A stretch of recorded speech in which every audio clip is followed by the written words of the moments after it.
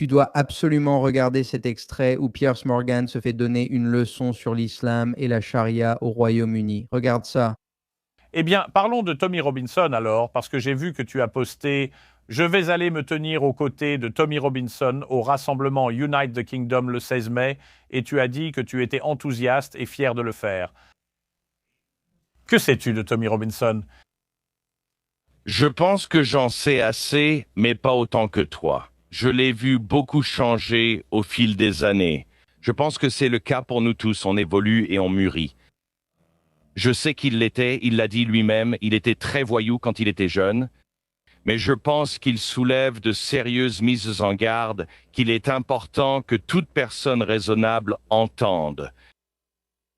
Mais vous savez, son nom n'est même pas Tommy Robinson, son vrai nom est Stephen Lennon.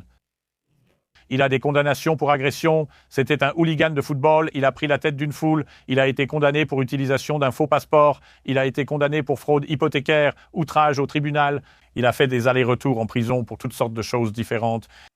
Et j'ai l'impression que la plupart des Américains, la majorité de la droite conservatrice américaine, soit ne savent pas vraiment cela à son sujet, soit sont prêts à fermer les yeux parce qu'ils sont en quelque sorte enfermés dans leur position.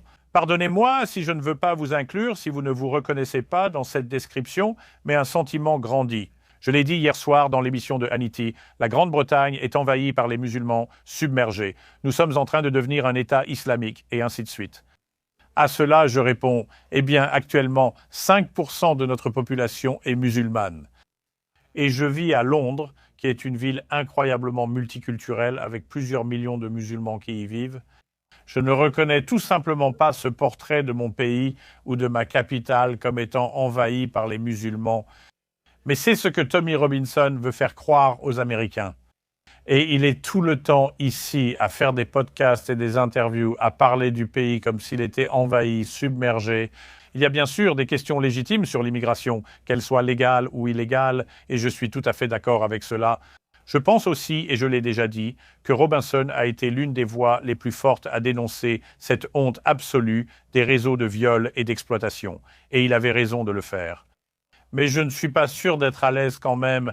Nigel Farage, le chef du parti Reform ici au Royaume-Uni, je suis à New York en ce moment, mais même lui ne se tient pas aux côtés de Tommy Robinson. Cela ne vous fait-il pas réfléchir, Glenn Beck? Bien sûr, cela me fait réfléchir. J'ai parlé à Tommy qui m'a dit tout ce que vous venez de dire. Il s'est qualifié de hooligan et a reconnu de grosses erreurs, etc. Mais je ne sais pas ce qu'il défend qui me poserait problème. Je veux dire, je suis un alcoolique en rémission. J'ai fait d'énormes erreurs dans ma vie. Nous pouvons tous faire des erreurs dans notre vie. Mais je ne suis pas sûr, vous savez, parce que ce que je vois ici, c'est une application inégale de la loi et un avertissement concernant la charia. Je n'ai aucun problème avec les musulmans, ni avec ceux qui viennent dans le pays. Tant que vous voulez devenir en Amérique, cela peut différer. Je pourrais vivre en Angleterre sans jamais devenir anglais. Vous pouvez venir en Amérique, adopter notre pays, devenir citoyen et vous deviendrez un Américain. Donc c'est différent. Et je veux cela, mais je ne veux pas de la charia. Et ça, je pense, c'est l'avertissement qu'il donne et l'avertissement auquel les gens devraient prêter attention partout en Occident. Vous voyez un groupe de personnes, je viens de voir, était-ce au Danemark, 48% de ceux qui vivent en tant que nouveaux arrivants et qui sont musulmans, 48% veulent la charia. C'est incompatible avec l'Occident. Et c'est l'avertissement que je pense que les gens devraient entendre. Mon problème avec Robinson, c'est qu'il refuse de venir dans mon émission car il sait que je vais lui poser des questions, contrairement aux émissions américaines. Il sait qu'il ne veut pas s'y impliquer car cela pourrait le renvoyer en prison pour avoir répété des mensonges, vu les lois sur l'outrage au tribunal au Royaume-Uni. Il risquerait de retourner en prison comme auparavant. Je pense donc que c'est un grand charlatan. Puis-je te poser une question? Et encore une fois, je ne suis pas un expert de vos lois et tout le reste, mais est-ce que tu es un peu inquiet du nombre de personnes dans ton pays qui sont arrêtées pour avoir exercé leur liberté d'expression?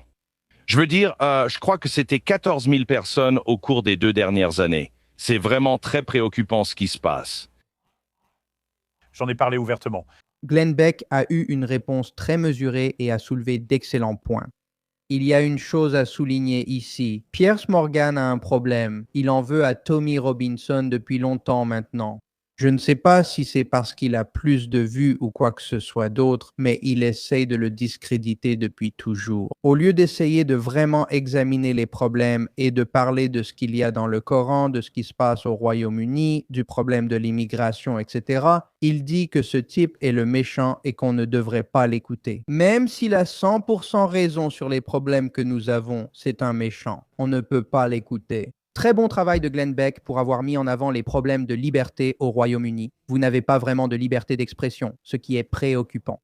Et en plus de ça, ce problème de la charia qu'il souligne n'est pas d'aujourd'hui. Comme le dit Pierce, il n'y a qu'un certain nombre de musulmans au Royaume-Uni et il n'y a pas tant d'islamistes, etc. Nous comprenons cela, mais si la tendance continue, cela va devenir un problème. Donc, vous pouvez faire l'autruche maintenant et ensuite dire « Oh, comment cela a-t-il pu arriver 20 ans plus tard ?» Ou vous pouvez essayer de lutter contre cela maintenant et éviter ce monde dystopique, apocalyptique en 2050, 2060, 2070. Vous verrez un véritable État islamique régi par la charia au Royaume-Uni. Merci d'avoir regardé et je vous retrouve dans la prochaine vidéo.